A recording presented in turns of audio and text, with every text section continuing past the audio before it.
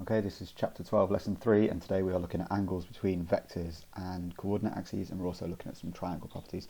Make sure that you've gone back and had a look at the previous lessons. You might find that some of this is a bit tricky and you're thinking help. So get back to the previous lessons and have a little look at it, because otherwise some of this stuff might be a bit confusing for you. Alright, let's get cracking. So there's a formula for the angle that a vector makes with each of the positive axes. And that formula is cos of the angle made for the x-axis, cos of the angle made by the vector in the x-axis is equal to whatever that value is for x. Essentially, it's just if you're in a column vector, then it's that bit there, okay, or it's the coefficient I over the magnitude of the vector itself.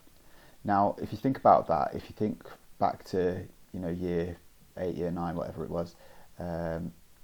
You've got the adjacent and the hypotenuse. Okay, the adjacent in this case is heading along the axis, and the hypotenuse is the length of the vector itself. Okay, and you head along the axis until you're vertically below where you would be for that vector. It's a bit of a strange one though, because we're in 3 dimensions, and so it can be a little bit more confusing, but that's essentially what's going on with it. You might want to have a little play around with GeoGebra in 3D to have a little look at it, but it's fairly simple. Okay, you take the coefficient I, you put it over the magnitude, and it's cos of that angle, so you just need to use arc cos. Okay, so let's get cracking then. Make sure you've written that down, by the way. Now, the vector A is 3i plus 5j minus 4k. Give the angle the vector makes with each of the positive axes. Now, the formula again was cos of the angle made between the vector and the x-axis is you've got your x, which in this case is 3, over the magnitude of the vector, which in my case is the capital A there. And there's a similar one for y and z and z.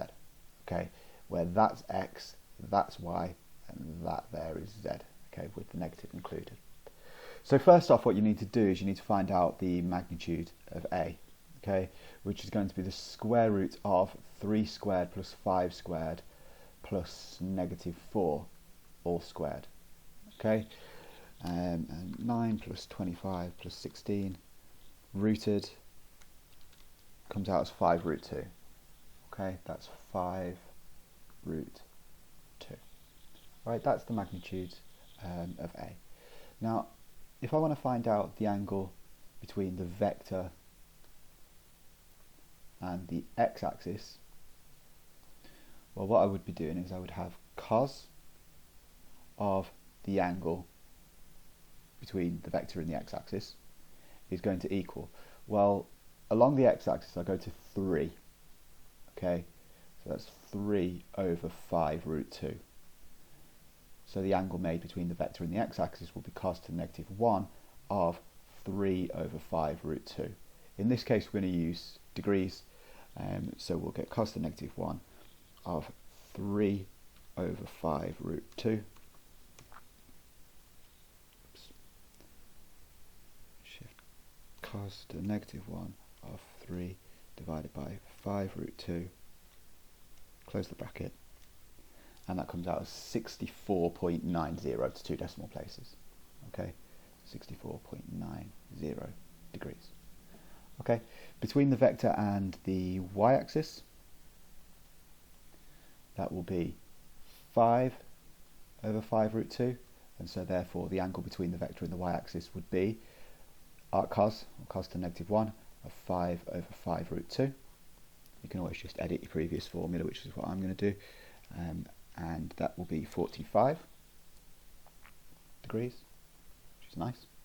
And then we've got cos of theta z. Okay, now in this case you've got negative 4 over 5 root 2. So what we're going to expect here, we're going to expect something a little bit different to happen, because each of these have ended up being nice acute angles. Where you've got a negative, you're actually heading away and you're heading into the negative area, and so what you're going to expect is going to be obtuse values. If I was talking about 2 dimensions and I was looking for the vector, the angle between the vector and the x-axis, it would look like that, okay, provided that we've got something positive.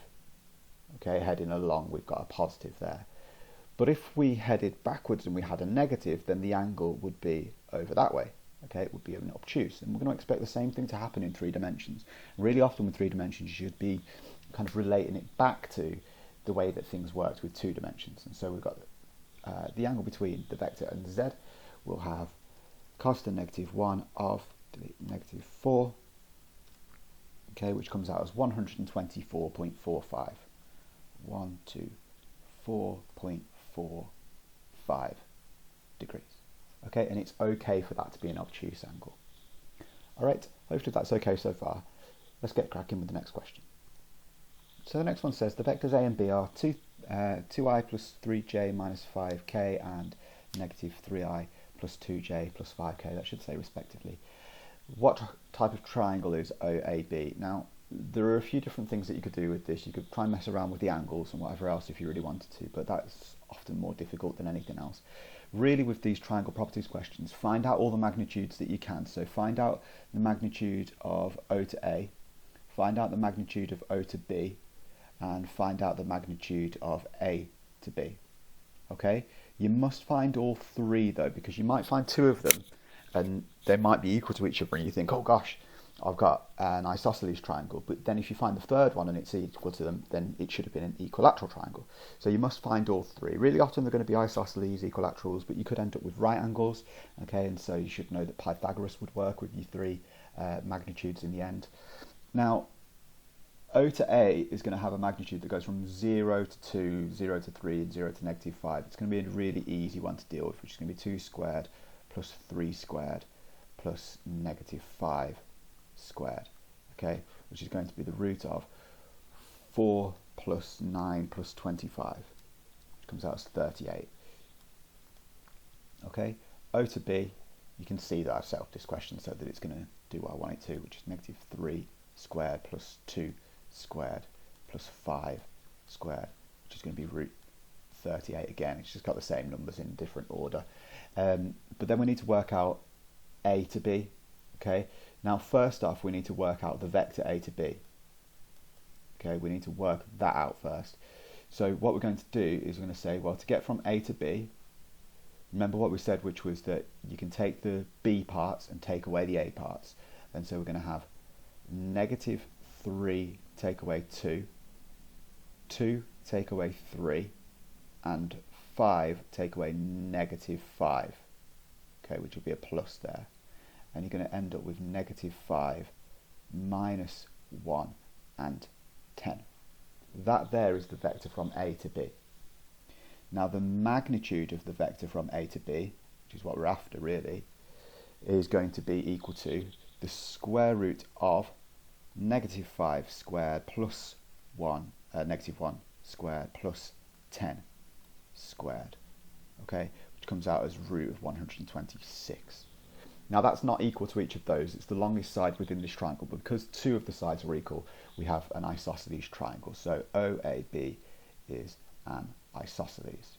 You must work out all 3 lengths though, and to work out A to B, look back onto the previous lessons and you should be able to find out the vector AB and then find its magnitude.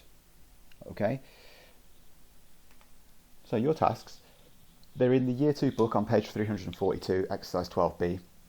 You've got the questions 13, 14, 15 and 16 with an extension of question 17. Okay, if you're stuck on it, don't forget to ask. I remember that when I was your sort of age, I was always asking people and I'd always think that I'll get by with a little help from a friend. So you should make sure that you ask each other, and if you want to ask me any questions, I feel fine about that one. Okay, thanks very much.